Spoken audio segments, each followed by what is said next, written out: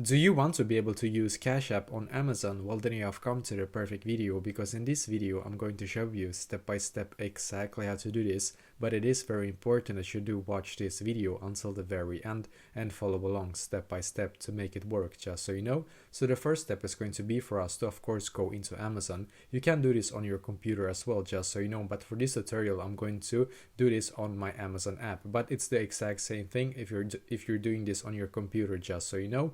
So what I'm going to do firstly, I'm going to select a random product just to demonstrate.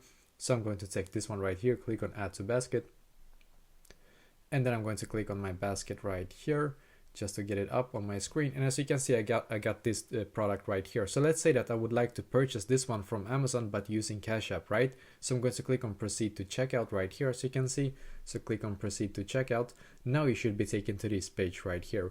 Now what you're going to do, if you don't have an option in here where it says pay with Cash App, then you can just click on it if you have it, if you have this option, of course. But if you don't, then you're just going to click on add a payment method in here. Then you're going to click on add a debit or credit card.